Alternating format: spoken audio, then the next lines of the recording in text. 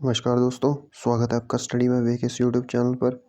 आज post code 973 जो कि इलेक्ट्रिकल का पेपर था, वो 9 अक्टूबर 2022 को सुबह की शिफ्ट में कंडक्ट करवाया गया था। तो उसका हम जीके वाला पार्ट डिस्कस करेंगे।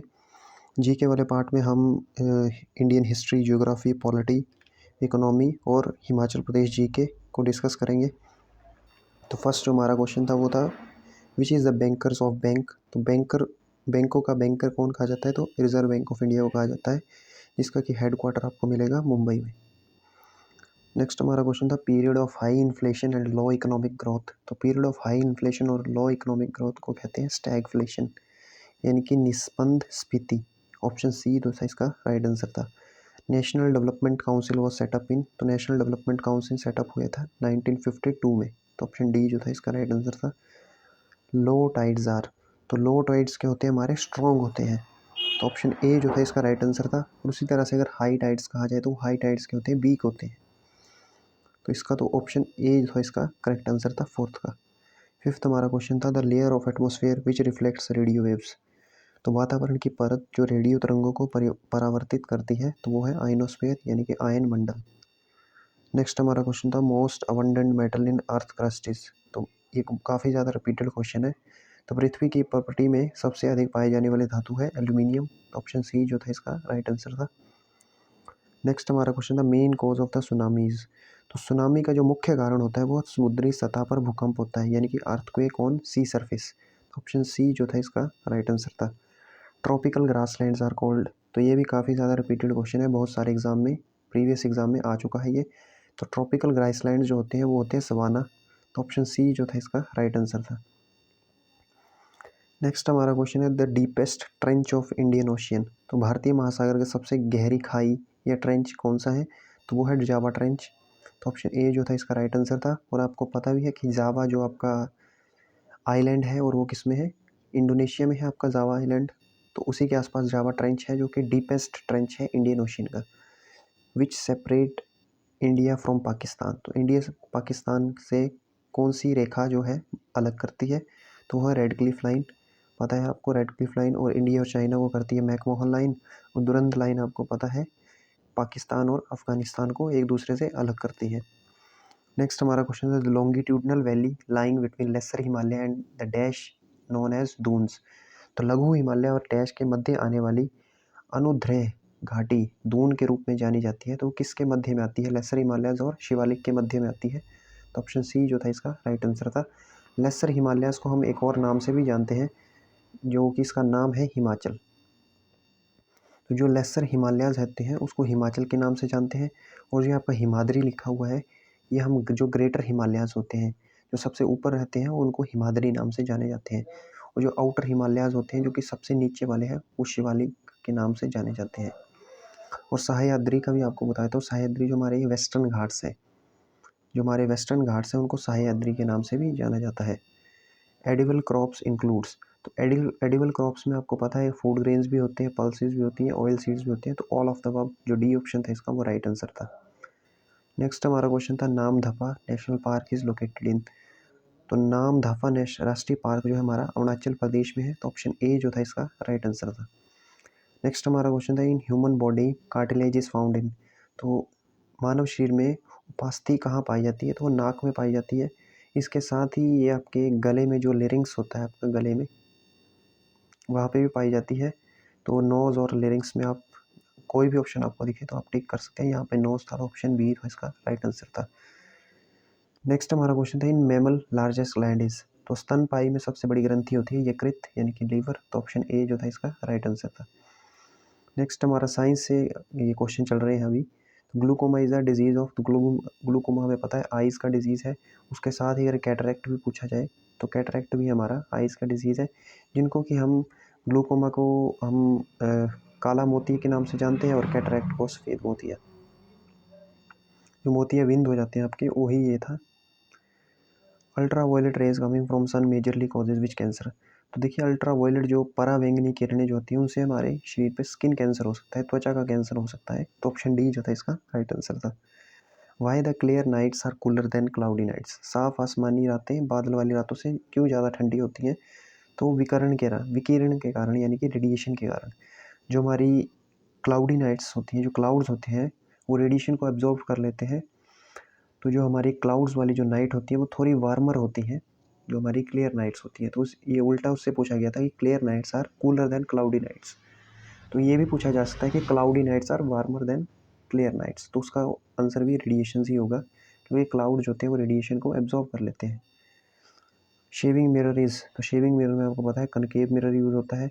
और कन्वेक्स मिरर कहाँ कहाँ यूज़ होता है आपका? तो कन्वेक्स मिरर अगर पूछा जाए तो आपकी गाड़ी के जो मिरर होते हैं, जो साइड मिरर्स होते हैं, तो उनमें जो आपका कन्वेक्स मिरर यूज़ होता है। नेक्स्ट हमारा क्वेश्चन है लाइट ट्रैवल फास्टेस्ट इन। तो लाइट जो है आपकी सॉलिड जो होते हैं उनमें जल्दी ट्रैवल करती है। सॉलिड में सबसे जल्दी ट्रैवल करती है, उसके बाद आपका लिक्विड में, फिर सबसे एंड में आपकी गैस में फिर गैस में ट्रैवल करती है तेज़ी से। तो सबसे ज़्यादा सॉलिड, तो यानी कि ऐसे आप बना सकते हैं सॉलिड, फिर लिक्विड, फिर गैस। तो इसमें जो भी चीज़ अगर आपकी सॉलिड थी तो वो स्टील थी, तो स्टील में सबसे फास्टेस्ट ट्रैवल करेगी। और यहाँ पे वैक्यूम दिए गए हैं ना, तो देखिए वैक्यूम में जो है आपकी लाइट ट्रैवल नहीं करती है। तो नेक्स्ट हमारा क्वेश्चन था energy of the sun is mainly due to. The energy of the sun is mainly due to आपका यहाँ पे, तो पिछले क्वेश्चन जो 20 हमारा क्वेश्चन था उसमें एक गलती हो गई थी। देखिए जो लाइट ट्रैवल करती है ना फास्टेस्ट, वो एयर में करती है ट्रैवल आपकी सबसे फास्टेस्ट जो, तो हवा इसका जो राइट आंसर था ऑप्शन डी का जो पिछला क्वेश्चन था। देखिए जो मैंने आपको बताया था वो साउंड के बारे में बताया था मैंने। कई बार पूछ लिया जाता है कि साउंड सबसे फास्टेस्ट ट्रैवल किस में करती है, तो वो सबसे फास्ट ट्रैवल करती है सॉलिड में, फिर लिक्विड में, फिर गैस में। तो मुझे थोड़ी पढ़ने में यहाँ पे हुई थी, यहाँ पे लाइट लिखा था तो मैंने साउंड पढ़ लिया था। तो साउंड अगर पूछा जाए तो सॉलिड में सबसे फास्ट ट्रैवल करेगी, फिर लिक्विड, फिर गैस। अगर साउंड होता यहाँ पे तो इसका आंसर जो होता वो स्टील हो जाता। लेकिन यहाँ पे लाइट पूछा गया है तो लाइट आपकी सबसे फास्ट ट्रैवल करेगी एयर में। नेक्स्ट हमारा क्वेश्चन है the energy of the sun is mainly due to. तो जो सन की ऊर्जा का मुख्य कारण होता है नाभिकीय संलयन यानी कि न्यूक्लियर फ्यूजन। तो ऑप्शन डी जो था इसका राइट आंसर था। Process of gaining electron is known as. तो प्रोसेस ऑफ गेनिंग इलेक्ट्रॉन को कहा जाता है रिडक्शन। तो ऑप्शन बी जो था इसका राइट आंसर था। और अगर प्रोसेस ऑफ लूजिंग इलेक्ट्रॉन पूछा जाए कि इलेक्ट्रॉन ये तो प्राप्त करने के लिए अगर पूछा जाए तो ये ऑप्शन बी अपचयन होगा। और अगर लूज़ करने के लिए बोला जाए कि इलेक्ट्रॉन छोड़ता है तो ऑक्सीकरण होगा, यानी कि लूजिंग ऑफ इलेक्ट्रॉन में ऑक्सीडेशन होगा और गेनिंग ऑफ इलेक्ट्रॉन में रिडक्शन होगा। तो 23 क्वेश्चन का हमारा ऑप्शन बी जो है राइट आंसर होता है 22 का। 23 हमारा है baking soda is one of the constituents of baking powder. The other constituent is, तो टार्टरिक एसिड होता है बेकिंग सोडा के साथ बेकिंग पाउडर में। तो ऑप्शन डी जो था इसका राइट आंसर था। नेक्स्ट जो हमारे यहाँ पे थे वो करंट अफेयर के क्वेश्चन थे, तो इनको नहीं डिस्कस करेंगे। बाकी जो आपके क्वेश्चन थे वो सब्जेक्ट रिलेटेड थे, इलेक्ट्रीशियन से और करंट अफेयर के थे और हिंदी इंग्लिश के, तो उनको डिस्कस नहीं करेंगे, काफ़ी ईजी थे वो। तो Roerich art gallery Himachal Pradesh GK को डिस्कस कर लेते हैं अभी। रोरिक आर्ट गैलरी जो आपकी कहाँ पे स्थित है, तो वो नग्गर में स्थित है, कुल्लू में। तो ऑप्शन बी जो था इसका राइट आंसर था। Who was the founder of Chamba town. तो चंबा टाउन का फाउंडर जो था साहिल बर्मन था और उसने चंबा का नाम जो रखा था ना वो चंपावती के नाम पे रखा था। लेकिन इस क्वेश्चन का जो आंसर होता वो ऑप्शन ए होता। अगर पूछा जाए कि चंबा का नाम किसके नाम पे रखा गया था वो था साहिल वर्मन की बेटी चंपावती के नाम पे। नेक्स्ट क्वेश्चन था famous sun temple of HP is located है। तो नीरथ में, जो कि शिमला में है, नीरथ आपका वहाँ पे है famous sun temple. Shimla district में है आपका Nirath. The longest river of HP is, तो सतलुज है लॉन्गेस्ट रिवर। तो ऑप्शन डी जो था इसका राइट आंसर था। नंबर ऑफ म्यूनिसिपल कॉर्पोरेशन, तो 5 है नंबर ऑफ म्यूनिसिपल कॉर्पोरेशन। पहले 2 थी, तो पहले जो हमारी थी वो शिमला और धर्मशाला थी। उसके बाद 3 और ऐड की गई थी जिसमें पालमपुर, सोलन और मंडी आते हैं, तो अब 5 हो चुकी हैं। नेक्स्ट हमारा क्वेश्चन था लार्जेस्ट नेचुरल लेक। तो लार्जेस्ट नेचुरल लेक हमारी रेणुका है जो कि सिरमौर में है। और अगर लार्जेस्ट आर्टिफिशियल लेक पूछा जाए तो वो गोविंद सागर है बिलासपुर में। नेक्स्ट हमारा क्वेश्चन था दुलची पास इज लोकेटेड एट विच बॉर्डरीज। तो मंडी और कुल्लू के बॉर्डर में है दुलची पास। तो ऑप्शन डी जो था इसका राइट आंसर था। HP becomes part C state in, तो 1951 में बना था। उसके बाद 1956 में आपका यूनियन टेरेटरी भी बना था। तो 1951 से लेके 1956 तक एचपी जो था पार्ट सी स्टेट था। नेक्स्ट हमारा क्वेश्चन था who founded the Guler state in 1405 AD. तो पिछले कल भी हमने एक पेपर डिस्कस किया था, उसमें भी ये क्वेश्चन आया था। तो हरिचंद के द्वारा गुलेर स्टेट फाउंड की गई थी और इसका ईयर भी आप याद कर लें 1405 AD. In which year famous viceregal lodge of Kasauli built up. तो ये 1880 में बनना शुरू हुआ था और 1888 में बन के तैयार हो गया था। तो ऑप्शन ए जो था इसका राइट आंसर था। नेक्स्ट हमारा क्वेश्चन था which raja of Sirmaur was confirmed with the title of maharaja by Britishers. तो अमर प्रकाश जो थे सिरमौर के, उनको महाराजा का टाइटल दिया गया था ब्रिटिशर्स के द्वारा। नेक्स्ट हमारा क्वेश्चन था Dussehra is a famous of. तो कुल्लू का दशहरा जो है काफ़ी फेमस है और अभी अभी दशहरा आपका संपन्न हुआ है। जो अभी भी दशहरा आपका 5 अक्टूबर को हुआ था, तो उसमें जो प्रधानमंत्री है नरेंद्र मोदी, वो भी इस बार कुल्लू के दशहरा उन्होंने अटेंड किया था और ये इंटरनेशनल लेवल का दशहरा होता है कुल्लू में। नेक्स्ट हमारा क्वेश्चन था who among the following was not a famous wall painter in Chamba princely state. तो इस क्वेश्चन में मैंने इसको, वैसे तो इंटरनेट पे नहीं मिल रहा था, मैंने इसको किताब में सर्च की जो जोगटा अकेडमी की थी। तो उसमें बताया गया था कि दुर्गा जो थे और जो तारा सिंह थे, इन दोनों ने जो लक्ष्मी नारायण आपके टेम्पल हैं उनकी वॉल्स को पेंट किया था इन्होंने। तो ये दो तो थे। फिर मोहम्मद दी जो थे वो भी उस समय फेमस जो वॉल पेंटर थे चंबा रियासत के, लेकिन कृष्ण लाल का नाम कहीं पे नहीं मिला। तो ऑप्शन सी जो था इसका राइट आंसर था। ऑप्शन सी जो है ना इसका राइट आंसर है। ये कोई भी फेमस वॉल पेंटर नहीं थे चंबा प्रिंसली स्टेट के, बाकी तीनों आपके थे। नेक्स्ट हमारा क्वेश्चन है first hydel electric project in Shimla district. तो कौन सा था? नथप्पा। ऑप्शन बी जो था इसका राइट आंसर था। Which of the following book is not written by Shanta Kumar. तो धरती है बलिदान की शांता कुमार ने लिखी है। पहाड़ बेगाने नहीं होंगे ये भी लिखी है। हिमालय पर लाल छाया, ये तीनों किताबें शांता कुमार जी के द्वारा लिखी गई हैं, लेकिन अपुन चले प्रदेश ये शांता कुमार जी के द्वारा नहीं लिखी गई है। तो ऑप्शन बी जो था इसका राइट आंसर था।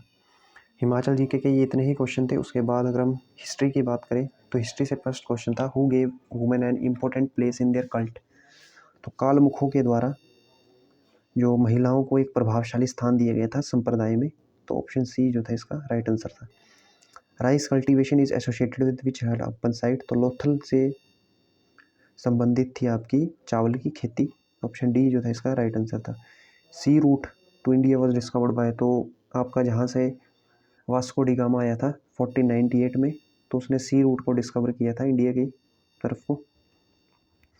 Iron pillar at Mehrauli was built by. तो मौर्यों के द्वारा आयरन पिलर ऑफ मेहरौली बनाया गया था।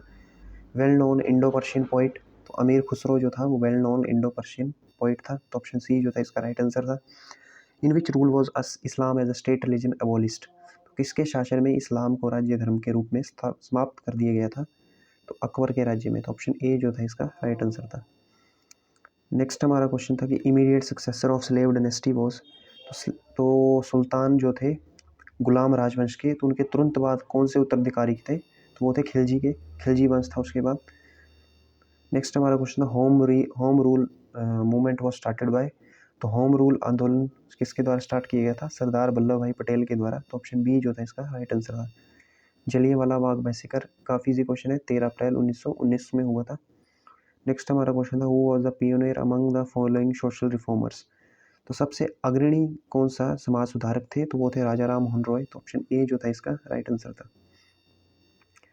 तुम मुझे खून दो मैं तुम्हें आज़ादी दूंगा। तो ये काफ़ी इजी क्वेश्चन है। आपको ये जो आपका एक तरह से ये वर्ड्स हैं किसने दिए थे? तो ये सुभाष चंद्र बोस जी के द्वारा दिए गए थे। तो ऑप्शन सी जो था इसका राइट आंसर था। Who was in command of nationalist movement before Gandhi assumed leadership of Congress. तो लोकमान्य तिलक। ऑप्शन ए जो थे राइट आंसर थे इसका ऑप्शन क्वेश्चन का। First successful socialist revolution in history was. तो प्रथम सफल सामाजिक क्रांति कौन सी थी? फ्रेंच रेवोल्यूशन, फ्रांसीसी क्रांति थी। नेक्स्ट हमारा क्वेश्चन था this there is a popular sovereignty in India because the preamble to constitution begins with the words. तो प्रीएम्बल जो हमारा संविधान की प्रस्तावना है किन शब्दों से शुरू होती है? तो we the people of India, हम सभी भारत के नागरिक। तो इससे शुरू होती है हमारी। तो ऑप्शन डी जो था इसका राइट आंसर था। In the constitution opportunities for development of scientific temper humanism and spirit of inquiry and reform are found in.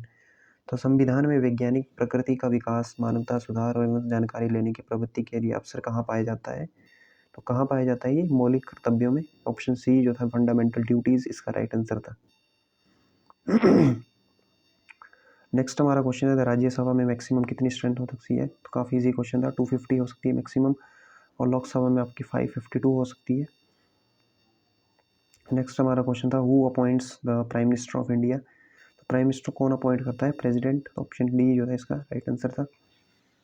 Next हमारा क्वेश्चन था who is the ex officio chairman of council of state. देखिए council of state कौन होता है, राज्यसभा होती है, और council of people कौन सा होती है, आपकी लोअर हाउस यानी कि लोकसभा होती है। तो वाइस प्रेसिडेंट जो होते हैं वो राज्यसभा के सभापति होते हैं, यानी कि अध्यक्ष होते हैं। तो वाइस प्रेसिडेंट इसका राइट आंसर था। अ जज of supreme court of India is to hold office until he attains age of. तो 65 की एज तक सुप्रीम कोर्ट के जज रह सकते हैं, और अगर हाई कोर्ट के जज की पूछी जाए तो 62 ईयर्स तक हाई कोर्ट के जज रह सकते हैं। Maximum age prescribed for electing as a president is. तो ऐसी कोई लिमिट नहीं है जो मैक्सिमम एज बताए कि प्रेसिडेंट बनने की, लेकिन जो मिनिमम एज है वो है 35 ईयर्स। इससे कम तो नहीं होने चाहिए प्रेसिडेंट बनने के लिए, लेकिन मैक्सिमम एज ऐसी कोई नहीं है।